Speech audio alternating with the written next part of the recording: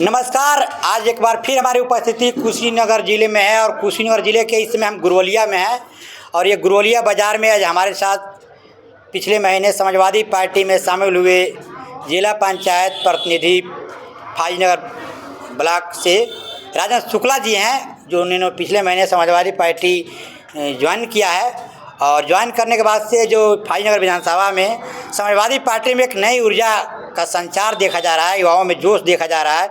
जो भी समाजवादी पार्टी के कार्यकर्ता हैं उनमें काफ़ी उत्साह का माहौल है इनके शामिल होने के बाद से, और माना जा रहा है कि इनके शामिल होने के बाद से पार्टी की जो स्थिति है फाजिलनगर विधानसभा में वह मजबूत हुई है। बताता चला कि समाजवादी पार्टी पिछले 3 बार के विधानसभा चुनाव से यहाँ के सीट हारती चली आ रही है। अब आने वाले 2027 के विधानसभा चुनाव में इनके आने से ऐसे ही उम्मीद और कयास लगाए जा रहे हैं कि पार्टी को कहीं ना कहीं इनके आने से एक जो बल मिला है तो ये सीट समाजवादी पार्टी के खाते में जाएगी। बाकी इनसे और चीज़ बातचीत करके समझने का प्रयास करते हैं। आप सभी देख रहे हैं कि इसमें देश में राजनीतिक माहौल काफ़ी उथल पुथल का दौर से गुजर रहा है। SIR वोट चोरी को लेकर के मामला इस समय काफ़ी ट्रेंड में है और पूरा देश भर में ये मामला लोगों के बीच चर्चा का विषय बना हुआ है। मानसून सत्र इस समय चल रहा है और लगातार जो इंडिया गठबंधन के पार्टी है, जो भी विपक्ष में, वो संसद का सत्र जो है वो बाधित कर रहे हैं और लगातार इसके चलते इस बार का पूरा जो मानसून का सत्र है वो लगातार बाधित रहा है। और अगले 2 महीने से 3 महीने में बिहार के विधानसभा चुनाव होने हैं और वहीं से जाकर के जो SIR की चर्चा है वह शुरू हुई है और उसके बाद से वोट चोरी तक बात पहुंच गया है। लगातार बिहार में भी आप देख रहे हैं हंगामा हो रहा है इसको करके। अब बाकी इनसे समझते हैं और सब चीज़ें बातचीत करते हैं। तो सबसे पहले सर तो आपका स्वागत है। बहुत बहुत धन्यवाद आपको। सबसे पहला सवाल, आज सुबह घटना घटी है दिल्ली में। दिल्ली के मुख्यमंत्री पे हमला किया गया है और वहाँ पे डबल इंजन की सरकार है। पूरा केंद्र सरकार जो है राष्ट्रीय राजधानी दिल्ली से संचालित होती है, दिल्ली में है और वहाँ के मुख्यमंत्री पर हमला हुआ है। तो आप कैसे मानते हैं एक मुख्यमंत्री जब प्रदेश का सुरक्षित नहीं है तो आम जनता की सुरक्षा पे हम कैसे दावा कर सकते हैं कि आम जनता पूरी तरह सुरक्षित है? पहले तो मैं खेद प्रकट करता हूँ इस तरह की घटनाओं पर। दूसरा चीज़ यह है कि मुझे इसमें कुछ सस्पेंस लग रहा है। वहाँ डबल इंजन की सरकार चल रही है। स्वयं में दिल्ली में केंद्र शासित प्रदेश है, वहाँ पे पुलिस भी केंद्र के अधीन है। हाँ, है। और माननीय मुख्यमंत्री जी की एक सुरक्षा व्यवस्था होती है। उसके बावजूद भी इस तरह की घटना हुई तो मुझे कहीं ना कहीं ये महसूस हो रहा है कि ये जो मानसून सत्र चल रहे हैं, सत्र में आदरणीय अखिलेश यादव जी ने जो काम किया है, जो बगावत का सूर अखिलेश यादव जी ने अपनाया है, संघर्ष का बिगुल फूका है उन्होंने देश और प्रदेश में, कि जो देश की स्थिति है उसके खिलाफ वो चाहते हैं कि आम लोगों को न्याय मिले। इसके लिए जो हमारे राष्ट्रीय अध्यक्ष जी ने जो बिगुल फूका है, उस बात को ख़त्म करने के लिए कि वहाँ से मीडिया ध्यान दूसरे तरफ ले जाए, मेरे जानने से लग रहा है कि ये सोची समझी साजिश हो सकती है। बीजेपी के बड़े नेता रमेश बिदोड़ी, उनका दावा है कि ये राजनीति साजिश के तहत किया गया। मैंने उनको उसमें राजनीति दिखती है और उनका कहना है कि किसी पार्टी से जुड़ा हुआ जो भी हमलावर है वह किसी न किसी पार्टी से जुड़ा हुआ है, जांच जब होगा तो निकल के सामने आ जाएगा। आपको लगता है कि राजनीति से प्रेरित ये घटना घटा है? नहीं, मैं तो अभी आपसे कहा कि मुझे तो लग रहा है कि मीडिया का ध्यान हटाने के लिए काम किया गया है। अच्छा। और मैं कतई मानने को तैयार नहीं हूँ कि मुख्यमंत्री के प्रोटोकॉल में इस तरह की गलती हो सके, ये संभव नहीं है। अच्छा, वोट चोरी को लेकर के बिहार में वोटर अधिकार यात्रा चलाया जा रहा है। कांग्रेस पार्टी और वहाँ के RJD जो पार्टी है वो चला रही है और लगातार ये मुद्दा इसमें ट्रेंड कर रहा है। संसद का मानसून सत्र लगातार बाधित हो रहा है। आपको लगता है कि वोट में कहीं ना कहीं धांधली की जा रही है? बिल्कुल हेराफेरी वोट में हो रहा है और राष्ट्रीय अध्यक्ष जी ने उसके लिए पदयात्रा निकाला संसद से वहाँ तक, निर्वाचन आयोग तक। राष्ट्रीय अध्यक्ष जी ने पदयात्रा किया जिसको पुलिस ने रोकने का काम किया। इस उम्र में राष्ट्रीय अध्यक्ष जी ने बैरिकेडिंग फांद कर और वहाँ निर्वाचन आयोग तक जाने का काम किया था। पुलिस ने उनको गिरफ्तार भी की और पूर्ण करके राष्ट्रीय अध्यक्ष जी को 5 मिनट के अंदर हम वोट किया था। तो राष्ट्रीय अध्यक्ष जी ने जब कह दिया, चुनाव आयोग ने कहा कि एफिडेविट दीजिए, हम कह रहे हैं कि 18,000 एफिडेविट हम दे चुके हैं, उसमें चुनाव। दूसरी चीज मैं कहना चाहता हूँ आपके माध्यम से कि राहुल गांधी यादव जी या विपक्ष अगर आवाज उठा रहा है तो इस पे उनको राजनीति दिखाई दे रही है। उत्तर प्रदेश सरकार के एक मंत्री हैं आसिम अरुण साहब, जो समाज कल्याण मंत्री हैं, इटावा कन्नौज से आते हैं और उन्होंने आरोप लगाया है कि कन्नौज में भी वोट चोरी का मामला हुआ है। उत्तर प्रदेश में सरकार इनकी है, देश में सरकार इनकी है, उसके बावजूद भी वो आरोप लगा रहे हैं, वो स्वयं आरोप लगा रहे हैं। तो मैं तो कहता हूँ कि भारतीय जनता पार्टी और निर्वाचन आयोग को सबसे पहले असीम अरुण साहब से पूछ लेना चाहिए कि क्या सच्चाई है, विपक्ष क्यों पूछ रहा है। अच्छा, उन्हीं से पूछ ले पहले। हिमाचल प्रदेश और बंगाल में टीएमसी की सरकार है, हिमाचल प्रदेश में कांग्रेस की सरकार है, तो क्या माना जाए वोट चोरी की बात है तो वहाँ की जो सरकारें हैं दोनों वो बीजेपी से मतलब अलग है, दूसरी पार्टी है। कांग्रेस की सरकार है हिमाचल में, आप जानते हैं, बंगाल में टीएमसी सरकार है, वहाँ वोट चोरी की बात तो नहीं निकल के सामने आ रही है। माना जाए वोट चोरी से सरकार बनाए। नहीं, मैं आपको बता रहा हूँ, आप जहाँ पश्चिम बंगाल में टीएमसी की सरकार है, हिमाचल में कांग्रेस की सरकार है, वहाँ वोट प्रतिशत देख लीजिए। जो बीजेपी का वोट प्रतिशत बढ़ा है वो कैसे बढ़ा है, वहाँ के वोटर तो टीएमसी के साथ थे। हमारे जनसभा में 50,000 की भीड़ थी, वहाँ मैं 5,000 से चुनाव जीत रहा हूँ। जहाँ हम 25,000 से जीते थे वहाँ मैं 5,000 पे आ गया।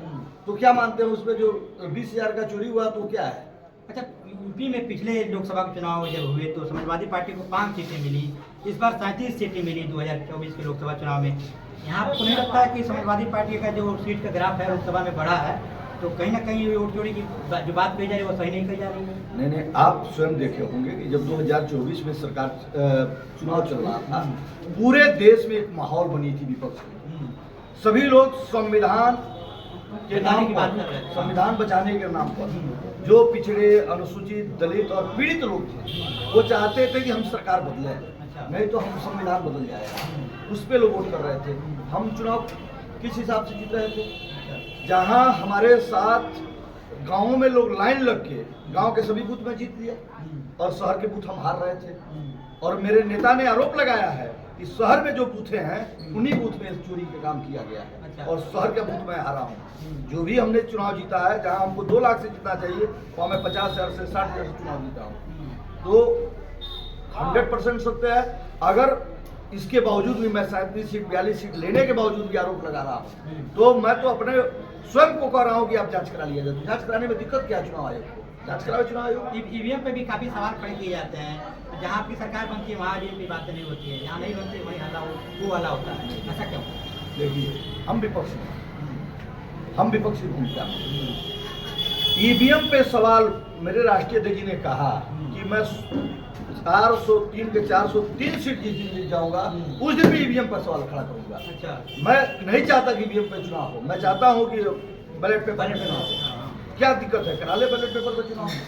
और फिर मैं आपको कह रहा हूँ कि हम लोग 400 सीट भी जीत जाएंगे उत्तर प्रदेश में, उसके बावजूद भी हम लोग बैलेट और बैलेट पेपर पर चुनाव कराया जाए। अच्छा, एसआईआर पर अगर काफी इस समय हो हल्ला हो रहा है, आप देख रहे हैं संसद का मानसून सत्र बाधित हो रहा है, बिहार में 2 से 3 महीने में चुनाव होने हैं विधानसभा के।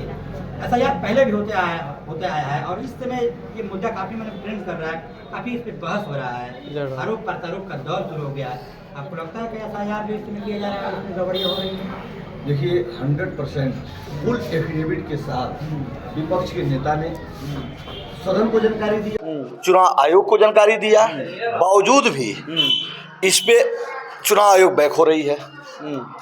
हमें जवाब देने के अलावा बैक हो रही है। दूसरा चीज, हमारा चुनाव आयोग से है, हम इलेक्शन कमीशन से बात कर रहे हैं, बीजेपी को क्यों दिक्कत हो रही है। तो आपको लगता है कि इलेक्शन कमीशन को कहीं ना कहीं भारतीय जनता पार्टी मतलब वो प्रभावित कर रही है उसके कामकाज को। बिल्कुल प्रभावित कर रही है। अगर प्रभावित नहीं करती तो राष्ट्रीय नेताओं के सचिव इलेक्शन कमीशन के मुख्य आयुक्त हैं। और जब हम मांग इलेक्शन कमीशन, मैं अब बात करूंगी तो पार्टी ये शुद्ध भ्रष्ट है, तो इसमें बीजेपी के हमारे खिलाफ जवाब देने लगे तो क्या मानेंगे। ये नहीं मानेंगे कि यशो त्रिपाठी विधायक के अंदर काम कर रहा है। तो जब मैं इलेक्शन कमीशन, एक स्वतंत्र एजेंसी इलेक्शन कमीशन है, वो सबकी बात करती है, तो जब मैं उससे सवाल कर रहा हूँ कि बीजेपी जवाब दे रही है, इलेक्शन कमीशन जवाब दे हमको, बीजेपी के लोगों को क्या दिक्कत हो रहा है। जब पिछले दिन दिल्ली में एक आंदोलन हुआ अभी पहले, जहाँ राष्ट्रीय अध्यक्ष अखिलेश यादव समाजवादी पार्टी को बैरिकेड में आ गया था, फोटो प्रिंट किया था सोशल मीडिया पे, और इलेक्शन कमीशन का कहना था कि 25 सदस्य जो उनकी कमेटी मतलब टीम थी उनको इन्वाइट किया गया था, बुलाया गया था बातचीत करने के लिए, विपक्षी पार्टी जो इस पर तैयार नहीं हुई। जब हम बातचीत के मेज पर नहीं जाएंगे तो आपको लगता है किसी मुद्दे पर हवाला करते हुए उसका समाधान निकाला जा सकता है। आप एक छोटी सी बात बता दीजिए, सरकार भारतीय जनता पार्टी की, अगर इलेक्शन कमीशन, माननीय प्रधानमंत्री, माननीय गृह मंत्री अगर टेबल पे बात करना चाहते तो मुझे नहीं लगता कि हमारे नेता आंदोलन के लिए तैयार होते। हमारे नेता टेबल पे ही बात करना चाहते हैं, लेकिन इलेक्शन कमीशन एक तरफ सदन चल रहा है, दूसरी तरफ हमसे बात करने से पीछे हट रही थी, तब हमारे नेता ने पैदल जाकर 25 लोगों को ही लेकर पैदल जाकर इलेक्शन कमीशन से बात करना चाहते थे, लेकिन पुलिस के लोगों ने उनको रोकने का काम किया।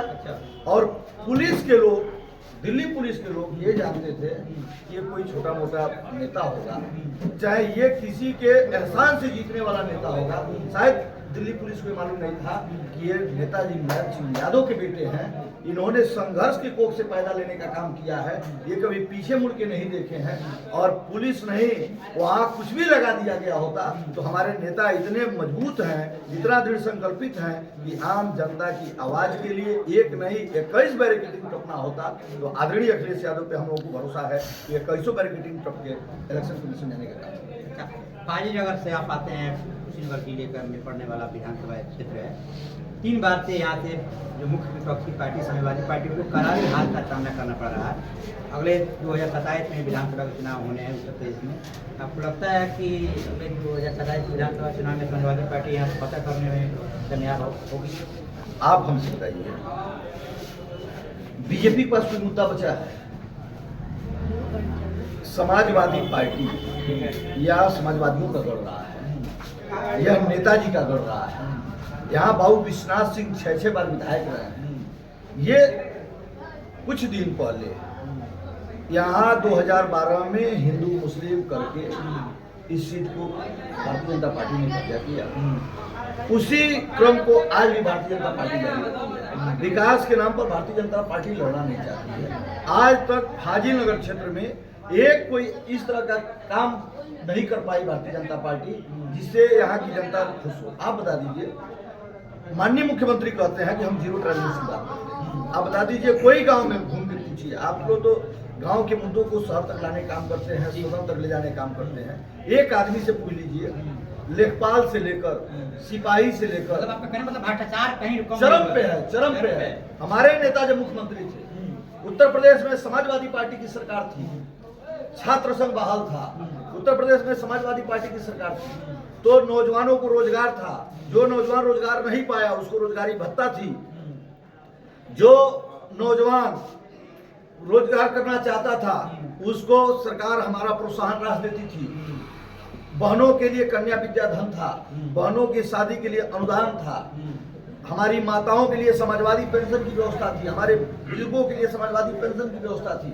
हमारे नेता का एक विजन है, हमारे नेता पढ़े लिखे नेता हैं, वो इंजीनियर हैं, उनका एक विजन है कि हमारे देश का प्रत्येक बच्चा, हमारे प्रदेश का प्रत्येक बच्चा लैपटॉप चलावे। हमारे प्रदेश में भारतीय जनता पार्टी के द्वारा भी तो टैबलेट वितरण किया जा रहा है। आप बता दीजिए कितना % उसमें सही? मुख्यमंत्री ने विधानसभा में बोला कि 1 करोड़ हम युवाओं को प्रदेश के टैबलेट देंगे जो मतलब ग्रेजुएशन में इंटर पास कर रहे हैं, दिया भी जा रहा है। आपको नहीं लगता कि इससे जो डिजिटलाइजेशन की बात की जा रही है जो पूरा हो रहा है? आप बताइए, जो ये टैबलेट बांट रहा है, टैबलेट कहीं दिख रहा है? हमारे नेता ने 4 साल में घर घर लैपटॉप पहुंचा देने का काम किया था। जो बच्चे लैपटॉप का नाम नहीं सुने, लेकिन वो लैपटॉप आपको कि समाजवादी पार्टी जब सत्ता में आई थी 2012 के विधानसभा चुनाव में, तो उन्होंने लैपटॉप और टैबलेट देने की बात कही थी। टैबलेट तो किसी छात्र को मिला नहीं था, लैपटॉप भी एक ही सत्र में बांटने के बाद वो योजना ही बंद हो गई थी। आपको नहीं लगता है कि वो योजना पूरी तरह नहीं हो गई? एक बार नहीं बांटा गया था, वो लगातार अंतिम तक बटा और हमारी योजना फेल नहीं हुई थी। हमारी योजना था कि हम धीरे धीरे किसी भी काम को करने के लिए, आज उत्तर प्रदेश में टैबलेट क्यों नहीं मिला? किसी भी छात्र को टैबलेट मिला? उसमें घोषणा तो किया गया था। नहीं, हम लैपटॉप की घोषणा किए थे। टैबलेट घोषणा नहीं की गई? लैपटॉप की घोषणा देखिए, राजद के साथ बातचीत कर रहे हैं और इनका दावा है, आप लोग जाकर देखिएगा, विधानसभा चुनाव में समाजवादी पार्टी ने अपने घोषणा पत्र में छात्रों को केवल टैबलेट लैपटॉप देने की घोषणा किया था और इनका साफ दावा है कि टैबलेट दिया गया था। अब इसकी ये जांच हम आपके ऊपर छोड़ते हैं कि आप इस बात की पुष्टि करेंगे इनके कि क्या वास्तव में ये सही बोल रहे हैं या पार्टी की जो घोषणा पत्र था वो सही था, मतलब किसमें गलती है। बाकी बातचीत हमारी हो रही है। राजा शुक्ला जी काफी चर्चित मतलब तेज तरार नेता है कुशीनगर जिले के, फाइनल विधानसभा से जिला पंचायत जिला पंचायत प्रतिनिधि है, हमारे साथ बातचीत कर रहे हैं। बाकी इनसे बातचीत जारी है, देखिए आगे। अच्छा, तो आपको लगता है कि टैबलेट की घोषणा नहीं किया गया था? 2012 में हम टैबलेट की घोषणा नहीं किए थे। हम लैपटॉप की भी घोषणा नहीं किए थे। अच्छा। लेकिन हमारा विजन था कि हम छात्रों चुनाव घोषणा पत्र में लैपटॉप नहीं, 12 में नहीं था, हम 17 में किए, हम 22 में किए, हम 12 में नहीं किए। हम 12 में जब सरकार बनाए उस समय हमने जो घोषणा किया था कि रोटी, कपड़ा और मकान, दवा हम सस्ती देंगे। अच्छा। और वो काम हमने किया। हमने दवा भी सस्ता दिया, हमने इलाज भी सस्ता कराया, हमने रोटी भी दिया, हमने कपड़ा भी दिया, हमने मकान भी दिया, हमने पढ़ाई भी दिया। हमने लगातार इस पे काम किया। जब आदरणीय राष्ट्रीय अध्यक्ष जी मुख्यमंत्री बने पहली बार, तो उनको लगा कि हमारे बच्चों के पास अगर लैपटॉप होगा तो हमारे बच्चों का विजन जो है सक्सेसफुल होगा और उनकी दुकानी सोच होगी। तब जाके हमारे राष्ट्रीय नेता ने घर घर लैपटॉप पहुंचाने का काम किया। जो बहनें इंटर पास की उनको लैपटॉप मिला, जो हमारा भाई इंटर पास किया उसको लैपटॉप मिला। और हम आगे भी कर रहे हैं। जब हम सरकार में आएंगे तो हम बिजली पे काम करेंगे, हम दवा पे काम करेंगे, हम पढ़ाई पे काम करेंगे, हम इंजीनियरिंग कॉलेज, मेडिकल कॉलेज के साथ साथ हम ऐसी शिक्षा देने का काम करेंगे जिससे हमारे बेरोजगारों को रोजगार मिल सके। पढ़ाई के साथ साथ रोजगार भी हमारे बच्चे कर पाएं, हमारे भाई कर पाएं। ये काम हमारे राष्ट्रीय अध्यक्ष करेंगे। ये हम लोगों का विजन है। अच्छा, अपराध के बारे में क्या कहेंगे? पिछले लगभग 2 महीने में जिले में कई सारे हत्या घटना घटी है। कल पटौना के नजदीक खिड़किया बाजार में दिन दहाड़े गोलीबारी की घटना घटी है और वहाँ पे एक पुलिस जो था वहाँ पे तो भागते दिखाई दिया। प्रदेश के मुख्यमंत्री का दावा है कि जो भी अपराधियों प्रदेश से चले गए।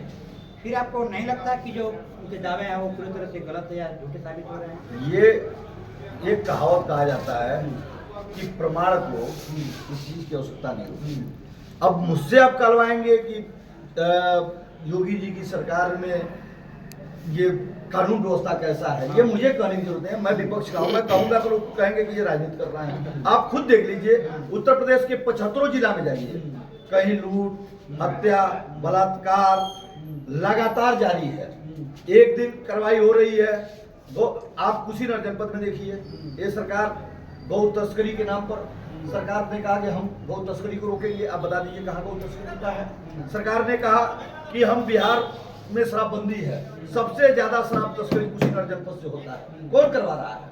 गौ तस्करी कुशीनगर जनपद से हो रहा है, कौन करा रहा है? खिड़किया की बात छोड़ दीजिए आप, कुशीनगर जनपद अभी तुरपट्टी थाना क्षेत्र में एक घटना हुई है, बोलेरो चढ़ा के हत्या कर दिया गया। हाँ, कर दिया गया। आप चौरा थाना में अभी ट्रैक्टर चढ़ा के पुलिस वहां खड़ी थी, पुलिस की उपस्थिति में घटना हुआ है। कौन दोषी है? और पुलिस से डर खत्म हो चुका है। माननीय योगी आदित्यनाथ जी सिर्फ भगवा पहनकर झूठ बोल रहे हैं। वो किसी भी तरीके से कोई ऐसा काम नहीं कर रहा है जिससे जनता विश्वास कर पावे। ये उनका काम है। जाति धर्म के नाम पर लड़ाओ, अधिक से अधिक मुस्लिमों को प्रताड़ित करो, दलितों को प्रताड़ित करो, पिछड़ों को प्रताड़ित करो, और जो लोग बोल ले रहे हैं, जो लोग कुछ कर पा रहे हैं, उनको प्रताड़ित करो। ये काम करने का काम योगी जी कर रहे हैं। अखिलेश यादव ने समाजवादी पार्टी के राष्ट्रीय अध्यक्ष बिहार में आरजेडी को समर्थन देने की बात कहा है, कहिए मतलब, और 2 से 3 महीने में वहाँ विधानसभा के चुनाव होने हैं। आपको लगता है कि बिहार में इस बार बदलाव होगा? बिहार चुनाव की बात करें, हम तो निकटवर्ती हमारा प्रदेश है बिहार, हमारा विधानसभा सटा हुआ है, लगा हुआ है, हमारा जिला सटा हुआ है। लगा हुआ है। आप कहीं मत जाइए, आप कल गाड़ी बैठिए मोटरसाइकिल पे हमारे साथ, आप बगल की विधानसभा में चलिए। कल मैं गया था बघा की तरफ, वहाँ प्यार बह रहा है। हाँ, कल मैं गया था बघा की तरफ, पश्चिमी चंपारण जिले में। वहाँ प्यार बह रहा है। आप बताइए 2014 में मोदी जी जब लड़ने आए थे तो 14 में क्या यह लहर थी जो हमारे विपक्ष के नेता जब बिहार में चल रहा है, लाखों लोग उनके पीछे चल रहे हैं। आप कह रहे थे कि वोट चोरी की बात, अगर वोट चोरी नहीं है तो लाखों लोग राहुल गांधी के पीछे, भाई तेजस्वी यादव जी के पीछे और विपक्ष के पीछे चलने का काम कर रहा है। एक बार हमारे राष्ट्रीय अध्यक्ष ने हुंकार भरा, पूरे प्रदेश में लोग रोड पे आ गए राष्ट्रीय अध्यक्ष जी के नेतृत्व में। क्या चाहते हैं? अगर सही रहता तो कौन आता?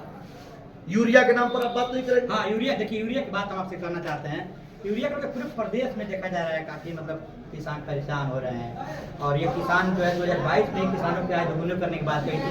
अब लगता है कि दोनों आधे काफ़ी मतलब ये झूठे हैं। अभी तो दोनों इंजन टकरा रहा है, डबल इंजन की जो सरकार चल रही है, दोनों इंजन टकरा रहा है। अभी तो योगी जी, मोदी जी दोनों लोग सीट बचाने में लगे हुए हैं। तो यूरिया इनके नेचर में तो रहा नहीं, इनका मूल वोटर किसान रहा ही नहीं। आप बता दीजिए, ये कुशीनगर जनपद, देवरिया जनपद चीनी का कटोरा कहा जाता था। इसको चीनी का कटोरा कहा जाता था। यहाँ 2 दर्जन के आसपास चीनी मिलें थी। जब भारतीय जनता पार्टी की सरकार आई उत्तर प्रदेश में, उस समय से खत्म हुआ। हमारे नेता आदरणीय स्वर्गीय मुलायम सिंह यादव जी ने कुशीनगर जनपद को ढाला चीनी मिल देने का काम किया। मोदी जी 2014 के लोकसभा के चुनाव में इसी कुशीनगर जनपद में घोषणा किया उन्होंने कि 100 दिन के अंदर पटौना चीनी मिल चलाने का काम करूंगा। तीसरी मर्तबा सरकार चला रहे हैं। 14 जीत गए, 19 जीत गए, 24 जीत गए।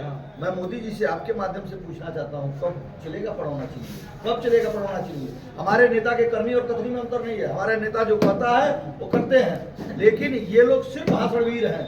ये भाषण देना जानते हैं और अपना काम चलाते हैं। 2022 में किसानों को आय दोगुनी करने की बात कही गई थी। आपको लगता है किसानों को आय दोगुनी हुई है? अगर किसानों की आय दुगुनी हुई होती तो 50 किलो का यूरिया जो हमारे नेता दिया करते थे इस प्रदेश में जब सरकार होती 5 किलो बोरी में अब वो 45 किलो का हो गया। आप बताइए, 266 रुपया जिसका मूल्य था वो 300 रुपया बोरी यूरिया बेचा गया है। गाँव में यूरिया के लिए लाठियां खाना पड़ा किसानों को। नेपाल का सीधे नेपाल, चाहे वो तमकुई से नेपाल की तरफ, सिद्धार्थनगर से नेपाल की तरफ, महाराजगंज से नेपाल की तरफ, कुशीनगर खड्डा से नेपाल की तरफ यूरिया जा रही है। तस्करी हो रहा है, वीडियो वायरल हो रहा है। कार्रवाई बताइए क्या हुआ, किस सचिव पे कार्रवाई हुई, किस अधिकारी पे कार्रवाई हुई? अभी आपने पिछले दिनों तमकुई ने स्वयं पकड़ा था 5 बोरी, एक मोटरसाइकिल पे 5-5 बोरी पकड़ा गया था, लाद के और नेपाल की तरफ जाया जा रहा था, बिहार की तरफ जाया जा रहा था। तो हमें तो लगता है कि स्वयं सत्तारूढ़ी दल के नेता इसमें इन्वॉल्व हैं और उनके नेतृत्व में ये काम तस्करी का काम हो रहा है। तब जाके आम लोगों को यूरिया नहीं मिल रहा। आप बताइए ना गन्ना का मूल्य बढ़ा, किसानों को यूरिया मिला और ना ही किसानों को उनके अनाज के बदले उचित दाम मिला। हमारी सरकार आएगी, हम लोग किसान परिवार से हैं, हमारे नेता किसान परिवार से हैं। जिस दिन हमारी सरकार आएगी गन्ना का रेट भी बढ़ेगा। किसानों की समस्या का समाधान के लिए कुशीनगर जनपद में हम लोग राष्ट्रीय अध्यक्ष से कहेंगे कि यह क्षेत्र गन्ना का क्षेत्र है, एक और चीनी मिल लगाने का काम करिए राष्ट्रीय अध्यक्ष। और मैं वादा करता हूं कि राष्ट्रीय अध्यक्ष एक और चीनी मिल लगाएंगे। हम लोग मोदी जी नहीं हैं, हम लोग आम कार्यकर्ता हैं और कार्यकर्ताओं का सम्मान अगर कहीं है तो सिर्फ अखिलेश यादव जी के नजर में है। जब यहाँ का कार्यकर्ता कहा है, यहाँ के नेताओं ने कहा कुशीनगर जनपद चाहिए, माननीय मुलायम सिंह यादव, आदरणीय बालेश्वर यादव जी कहने पर पटौना जिला दिया है। कुशीनगर में क्या मिला है मैं आपसे जानना चाहता हूं और आपके माध्यम से जितने हमारे दर्शक सुनेंगे मैं सबसे जानना चाहता हूं, कुशीनगर जनपद को भाजपा ने क्या दिया है? कुशीनगर जनपद से भारतीय जनता पार्टी से जब योगी जी बगावत किए थे उस समय योगी जी को 2 सीट भारतीय जनता पार्टी के खाते में यहाँ गया था। योगी जी के 2 सीट से चुनाव जीते थे, अतुल सिंह जी और श्री शंभू चौधरी जी 2-2 लोग चुनाव जीते थे। और जब योगी जी को सत्ता मिली तो क्या मिला कुशीनगर को? यहाँ का बॉटलिंग प्लांट गोरखपुर चला गया। यहाँ बच्चों का जो आर्मी कैंप होने वाला था वो आर्मी कैंप जौनपुर चला गया। यहाँ गैस का बॉटलिंग प्लांट चला गया, ये चला गया। इसके बाद एयरपोर्ट के मुद्दे पे आइए। एयरपोर्ट तो कुशीनगर इंटरनेशनल एयरपोर्ट है, लेकिन उड़ाने के बाद अखबारों में निकलता है, चर्चा का विषय बनता है सोशल मीडिया पर, लेकिन उड़ाने अभी तक शुरू नहीं हुई। मैं सोशल मीडिया के माध्यम से लड़ाई छेड़ा है और उस लड़ाई को भी लड़ूंगा। आदरणीय राष्ट्रीय अध्यक्ष जी ने कहा है कि हमने पैसा दिया और हमने पैसा देके एयरपोर्ट का निर्माण कराया, लेकिन मोदी जी ने उसका फीता काटा और मोदी जी ने कहा कि कुशीनगर के लोगों हवाई चप्पल पहन के हवाई जहाज उड़िएगा। लेकिन मोदी जी भूल गए, मोदी जी वहाँ 2-2 जनसभा भी किए। मोदी जी भूल गए कि हमारा क्या है। तो मुझे लग रहा है कि बार बार ये इंजन टकरा रही है केंद्र और प्रदेश की, और टकराहट में काम हो रहा है। और इस टकराहट में कुशीनगर में 7 विधायक, 3 सांसद हैं कुशीनगर जनपद से, और ये 10 लोग मुख्य दर्शक बने हुए हैं। अगर ये लोग चाहते तो कुशीनगर का एयरपोर्ट चालू हो गया होता। गोरखपुर में बजट सैंक्शन हो रहा है और कुशीनगर का एयरपोर्ट जस का तस हो रहा है। हो क्या रहा है, जब यहाँ का नौजवान आंदोलन छेड़ने की बारी लाता है तब ये लोग करते हैं क्या, एक लेटर जारी कर देते हैं कि चंद दिनों बाद, दिन में एयरपोर्ट उड़ान हुआ नहीं, रात में उड़ान की सैंक्शन कर दिया गया। माननीय सांसद जी, बारे माननीय प्रधानमंत्री जी और बारे उड्डयन मंत्री जी, दिन में आपने फ्लाइट उड़ाया नहीं और रात उड़ान की बारी दे दिया आपने। तो मेरे कहने का मतलब है कि कुशीनगर जनपद के साथ बराबर योगी जी ने सौतेला व्यवहार किया है। अच्छा। यहाँ के नौजवानों को रोजगार पे उन्होंने ब्रेक लगाया। बट यहाँ महंगाई कुछ- महंगाई को कैसे देखते हैं? महंगाई पे क्या कहेंगे? पिछले मतलब यहाँ पे बीजेपी की जो सरकार है 2017 से है, तो अभी तक की दूसरे एक इनके कार्यकाल है जो अब 2 साल और बचा है, कैसे देखते हैं इस बीच की महंगाई को? मैं आपके माध्यम से जानना चाहता हूँ कि जब देश में कांग्रेस की सरकार थी, प्रदेश में अखिलेश जी की सरकार थी, महंगाई के नाम पर श्रीमती स्मृति ईरानी जी द्वारा गैस सिलेंडर लेकर धरना दिया जाता था। अरुण जेटली जी धरना देते थे, स्वर्गीय अरुण जेटली जी।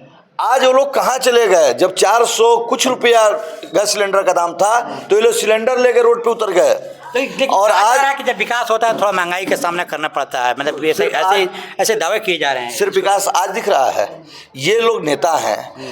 अब चूंकि हम इन लोगों पे आरोप इसलिए नहीं लगा रहे हैं कि इनके नेताओं में एक नया ट्रेंड चल गया है। अमित शाह जी ने कहा 2 करोड़ रोजगार देंगे। जब जनता और नौजवानों ने पूछा साहब रोजगार कब देंगे, तो उन्होंने कहा पकौड़ा छानो। कहा कि नहीं कहा कि काला धन लाएंगे। 14 में कहा हाँ। सरकार बना दो, काला धन लाएंगे और उस काले धन से प्रत्येक नागरिक को 15 लाख रुपया देने का काम करेंगे। 15 लाख रुपया खाते में जाएगा। काला धन कहाँ गया? हाँ गया।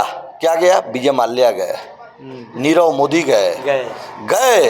काला धन नहीं आया। काला धन वाले यहाँ से चले गए और जाके सेफ जिंदगी अपना जी रहे हैं। मोदी जी, आप अगर रोजगार नहीं दे सकते, महंगाई नहीं रोक सकते, अगर आप न्यायप्रिय काम नहीं कर सकते, आप भ्रष्टाचार नहीं रोक सकते, तो मैं तो आपसे कहता हूँ, हाथ जोड़ के कहता हूँ कि झोला उठाइए और चले जाइए। अब आपकी आवश्यकता इस देश को नहीं है। अच्छा, चलते चलते एक सवाल अंतिम में आपसे हम कर लेना चाहते हैं। 2 साल से कम ही विधानसभा के चुनाव उत्तर प्रदेश में, लगभग 1.5 साल बाद चुनाव होने हैं यहाँ पे। आपको लगता है कि इस बार प्रदेश में समाजवादी पार्टी की सरकार बन जाएगी? आप गांव में जाइए, गांव का नौजवान, गांव की महिलाएं, गांव का किसान त्राहिमाम कर रहा है। सबकी एक मांग है कि उत्तर प्रदेश में अखिलेश की आवश्यकता है, उत्तर प्रदेश में समाजवादियों की आवश्यकता है, उत्तर प्रदेश में रोजगार की आवश्यकता है, उत्तर प्रदेश में ऐसी सरकार चले जो कानून व्यवस्था ला सके, ऐसी सरकार चले जो सब समाज की बात कर सके, ऐसी सरकार चले जब गांव का एक पीड़ित व्यक्ति अपने दरवाजे से न्याय के लिए निकले तो उसके दरवाजे पर न्याय पहुंच के जाए। ऐसी सरकार की आवश्यकता है। तब जाके जनता कह रही है कि इस बार परिवर्तन चाहिए और उत्तर प्रदेश में अखिलेश यादव मुख्यमंत्री चाहिए, उत्तर प्रदेश में समाजवादी सरकार चाहिए और उत्तर प्रदेश को उत्तम प्रदेश बनाने वाला है महानायक चाहिए। तब लोग नारा दे रहे हैं कि 27 का सत्ताधीश अखिलेश यादव हैं। तो आप देख रहे थे हमारे साथ भाईनगर ब्लॉक से यहाँ पे राजेंद्र शुक्ला जी जिला पंचायत प्रतिनिधि हमारे साथ थे, जो जिन्होंने पिछले महीने समाजवादी पार्टी को ज्वाइन किया है। और ज्वाइन करने के बाद से भाईनगर विधानसभा में माना जा रहा है कि समाजवादी पार्टी काफ़ी मजबूत हुई है इनके आने से पार्टी में, और इनका आज यहाँ पे स्वागत सम्मान किया गया है। और स्वागत सम्मान के बाद से इनसे हमारी बातचीत हो रही है। और राजेंद्र शुक्ला जी काफ़ी तेज तर्रार नेता माने जाते हैं ज़िले में, और सामाजिक रूप से भी काफ़ी सक्रिय रहते हैं। तमाम तरह की आंदोलनरत जो भी घटनाएं होती हैं जहाँ वहाँ पहुँचते हैं और आंदोलन में बढ़ चढ़ के हिस्सा लेते हैं और समस्याओं के समाधान करने के लिए तत्पर रहते हैं। और राजेंद्र शुक्ला जी हमारे साथ, इन्होंने कई सारे मुद्दे पर खुलकर बातचीत किया है और फिर हम कभी इनसे बातचीत करेंगे और नए नए मुद्दे देखते हैं या पाते रहते हैं। बातचीत इनसे आगे हमारी होती रहेगी समय समय पे, और बहुत सारे मुद्दे पर इन्होंने खुलकर बातचीत किया है। और आप बताइएगा कि इन्होंने एक जो बात मैंने मुझे आपको फिर एक बार ध्यान आकृष्ट करा रहा हूँ कि क्या वाकई में समाजवादी पार्टी ने 2012 के विधानसभा चुनाव में लैपटॉप जो वितरण किया था, क्या हर वर्ष किया गया था? ये सवाल मैं आप पे छोड़ता हूँ, क्योंकि मैं तो इसका जानता हूँ, मैं आप पे छोड़ देता हूँ।